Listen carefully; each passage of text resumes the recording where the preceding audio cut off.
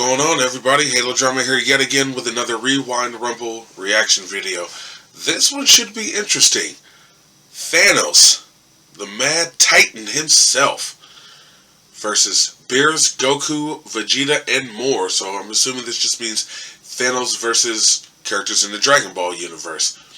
That's interesting, especially for the fact that Beerus is one of them. Goku and Vegeta, like, I can see that, but you throw Beerus in that mix, and that's another whole ass problem. But we'll see how they spin it, as I always say. Thanos versus the Dragon Ball universe. That's kind of how I'm looking at this.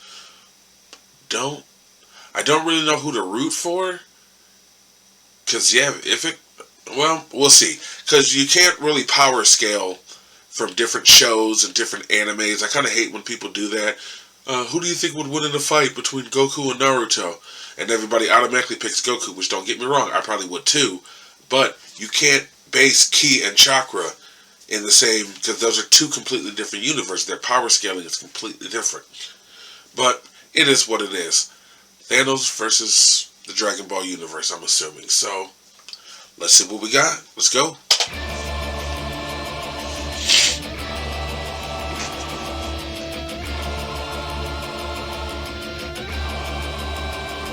As you see, I'm here repping your boy too, your boy Kakarot, but we'll see what happens.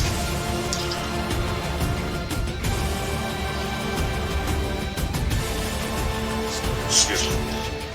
The fact that Thanos is facing multiple people from the series lets me kind of know that Thanos is gonna whoop a couple of their asses. Beerus is that wild card though, but we'll see. The Infinity Stones might be okay, Vegeta, Goku, Beerus, and Piccolo. Might be even harder. But what if Thanos was tasked with going up against some of the brightest powerhouses in Universe 7? There's really only two ways this video can end. Will the Infinity Stones prove effective in the realm of Dragon Ball? Will Goku, Vegeta, and Piccolo be able to cooperate with someone like Beerus? Find out today on Rewind Rumble. And also, yep, you see right there, does Thanos have the Infinity Gauntlet in this fight?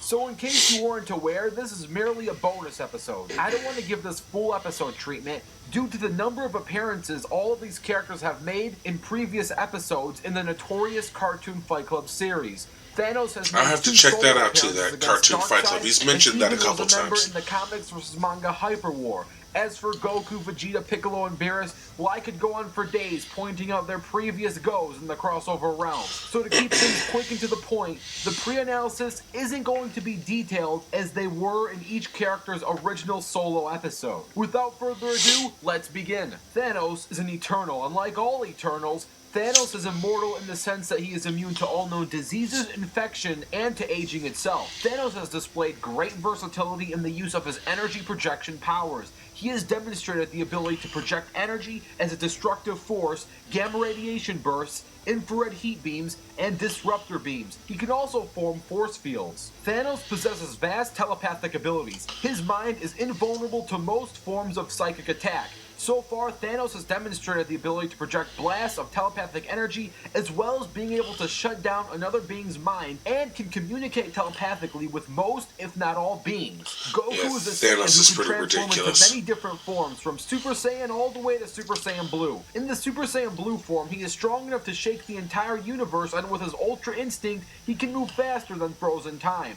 Prince Vegeta is the prince of the fallen Saiyan race and arch-rival to Goku. Vegeta is one of the most powerful characters in the Dragon Ball series. His power is often rivaling that of Goku himself. After training with Whis, Vegeta gained the ability to use the power of a god with Super Saiyan, allowing Vegeta to become a Super Saiyan God Super Saiyan. Piccolo is easily one of the most powerful Namekian fighters currently alive. As a Namekian, Piccolo's pretty sure he's the most powerful Namekian fighter alive. For surviving many battles. This allows him to regenerate any lost limb or damaged body part within moments, and has showcased the ability to regrow his entire body just with his head in a short amount of time. And last but not least, out of the many gods in the universe, Beerus is the most feared. He is feared by the Kais, the Supreme Kais, King Cold, Frieza, King Vegeta, and even Shenron himself. As a god of destruction, he is tasked with maintaining balance in the universe. This guy can also delete you without breaking a sweat. so don't piss the dude off with bad tasting food. And that was a super duper quick rundown of each character. We could have gone deeper and dug deeper, but this is just a pre-analysis. We've done these guys billions of times. I don't want to waste your time, and now we've got bigger things to worry about.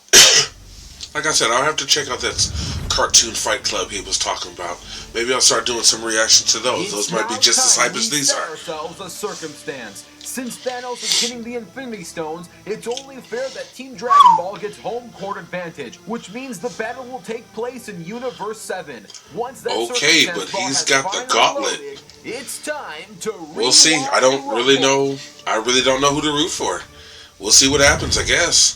That Infinity Gauntlet's no joke, but you won't get away with this. Surrender all hope. oh shit, they're all over the place with this one. This is the true power of the stone. Plead for your life before you lose it. I'm going to make you pay. Away with you! You're a fool to fight omnipotence. Wow.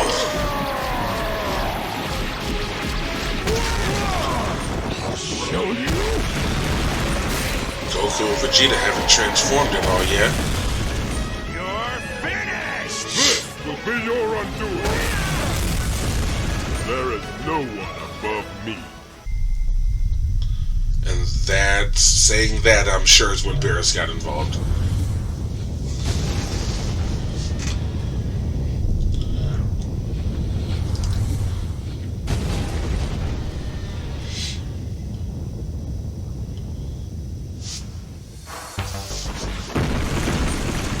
I don't have any strength left.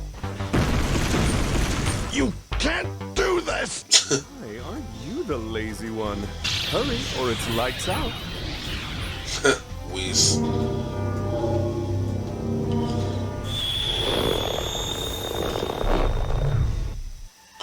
What the hell?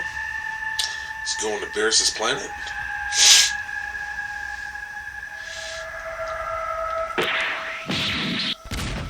Damn! Well, this is pathetic. Just pathetic. Pathetic, pathetic, pathetic. I sacrificed my nap time for this? Come on, no sleeping I on would the love to job. see a Would character you care for me take to Beerus to rouse his you with a limits. song? That would Don't be slick. embarrass Or me. even Whis. I'm not satisfied. Stranger things have happened, I suppose. Good.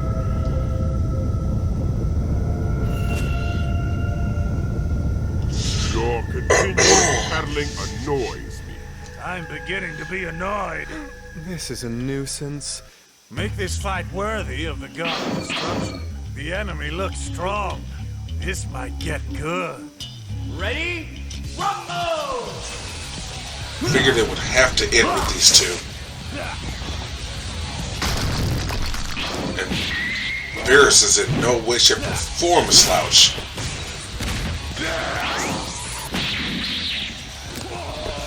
But Thanos still has that gauntlet, and I haven't seen him use it yet.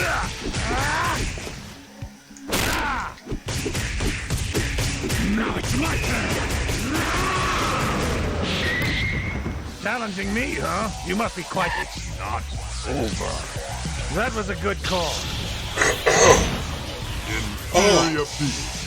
Be gone from my sight. Oh no, you definitely gotta do more than that. Oh shit.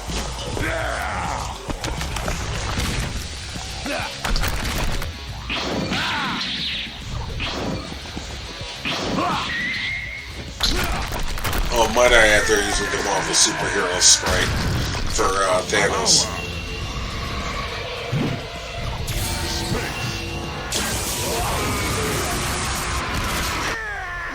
What? What? No shit. Hopefully you enjoyed Like I said, I didn't really know who to root for, but that was slick as fuck. Rewind's Isaac Bode for collaborating with See me what this during that post-fight animation. analysis Don't has to forget say. download the free Animation Rewind apps. Thanks, That and was stay tuned slick. for the post analysis. The The only real Infinity War you have to worry about is the Infinite War that's going to take place in the comment section, because Thanos not only killed one Dragon Ball character, not 2, not 3, he killed 4, and one of them was the God of Destruction. Remember, kids, Thanos had the Infinity Gauntlet and all Infinity Stones. That's the Time Stone, Mind Stone, Soul Stone, Reality Stone, Power Stone, and Space Stone. Yeah, I assume that would make a difference. Carrying all these stones. So yeah, he's a dude who likes to collect pebbles. What does that mean to you? Well, these pebbles are not your average fruity pebbles. They have some cool powers to them. Remember, Thanos was able to defeat Eternity. Eternity has stated that he is an almighty being that has the grip of the fabric of what is. I don't know what that means, but I don't care what it means. It sounds pretty epic. He's essentially claiming that he is existence itself. When Thanos defeated him, he took his position, and Thanos became the center of reality. Alright, he defeated one guy named Eternity. Big deal, Rewind. No one wants to hear some no limits fallacy junk as a cheap reason to why Thanos wins. But I need to remind you that Thanos one-shot Galactus in base form without any of the Infinity Stones or the Gauntlet. So okay, Thanos is two multiversal character beings. Big deal. Goku, Vegeta, and Beerus can also easily be classified as either multiversal or multi-universal. And with the oh-so-famous Ultra Instinct, how is Thanos even fast enough to touch these guys? Well, for starters, speed shouldn't be a problem when trying to catch Vegeta and Piccolo. With the Time Stone, Thanos can freeze time. He'll have trouble with Goku and Beerus, but I'll touch that later. Also, we've seen Thanos easily keep up with Silver Surfer and Yamcha, which makes Thanos easily massively faster than light. That alone should keep him on par with doing nothing to Thanos, I should regardless of the stones. Now, both Goku and Beerus know Ultra Instinct, so manipulating time might not be enough to catch them. Goku will obviously be easier than Beerus. To catch Goku, all Thanos will need to do is drain Goku. Spoiler alert, but Goku reverted out of Ultra Instinct in Dragon Ball Super Episode 130. He was drained and went back to base form. Thanos is durable enough to push Goku to the point of reverting out of UI. Both of these characters easily have multiversal feats, as Goku shook the world of Void, and Thanos beat both Galactus and Eternity. Okay, real quick. See, there he goes again. Trying to explain things that never happened in the fight. I'm sure it would have been a little different if Goku or Beerus used Ultra Instinct, but they didn't. Vegeta and Goku even stayed in base form. But it is what it is. And once Goku gets reverted out of that UI form, he'll be a sitting duck just waiting to die by the hands of Thanos. And now for the real debate. Thanos versus Beerus. This one is going to need quite some explaining. I pretty much need to answer these questions before moving forward. Question 1. How is Thanos going to catch Beerus, who can effortlessly perform Ultra Instinct as seen in the manga? Question 2. How is Thanos going to avoid the Hakai technique? Question 3. What would it take to actually kill Beerus? Question 4. What would it take to defeat Thanos with the Infinity Gauntlet? The answer to question 1 can be answered with 2 words. Time Gem. With the Time Gem, Thanos can control the flow of time, be it small or on a massive scale. Notably, to turn back something to a previous state, to accelerate its time in order to apply changes that have not been made yet, or to lock it in a time loop. Now, the Ultra Instinct can counter a lot of these tactics and a lot of these abilities, but it would essentially just cancel each other out, giving at best each character equal speed, and at worst, Thanos having a massive edge over Beerus. Plus, you gotta remember that Thanos himself is fast enough to keep up with Silver Surfer, so it's not like he's a slow dude. The answer for question 2, well, the Hakai isn't a no-limits fallacy one-shot KO type of ability either. Remember, the used car salesman of planets himself, Frieza, survived the Hakai simply through overpowering it. Think of the Hakai as a microwave. Yes, the one Frieza survived was from a different god. Not Beerus.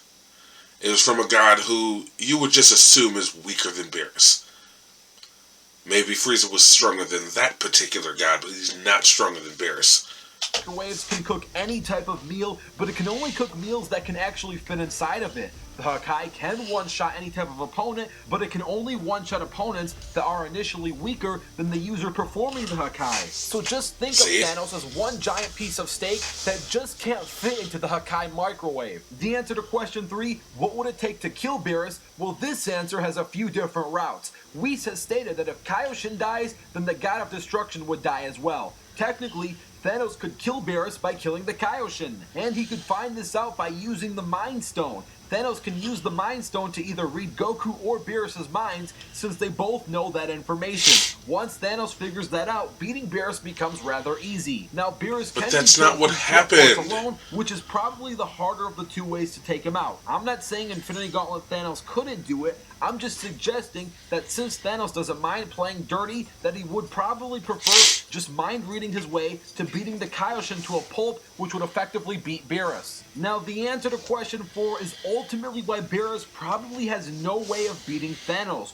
What would it take to defeat Thanos with the Infinity Gauntlet? The Infinity Gauntlet may claim to be infinite, but its limits are the limits of the user's imagination, and Thanos' mind does have shortcomings if you really want to pick her down on it. Mainly, greed, love, and persuasion are the best ways to defeat Infinity Thanos. With greed, Thanos lost the gauntlet after becoming reality. He lost his physical body, and thus it allowed Nebula to take the gauntlet from him. With love, Thanos would do anything to please his love for the female embodiment of death. And with persuasion, if you can somehow manage to give Thanos something better than the Infinity Stones or offer him a better hobby, then he would give them up. All three of these tactics are either impossible or they're suicide missions for the likes of Goku, Beerus, Vegeta, and Piccolo to even try to perform. Now, there is one famous argument that does need some debunking to say. It is a popular claim that the Infinity Stones wouldn't work outside of the Marvel Universe. So if Thanos were to walk into Universe 7, his stones would just be useless pebbles that are shiny. Now, this idea was popularized after the DC Marvel crossover comic where Darkseid tried to use the Infinity Gauntlet only to find out that it was just a useless glove for him since he was outside of the Marvel Universe. Now, of course, there are a few issues with this. First and foremost, this comic is non-canon. Secondly, if you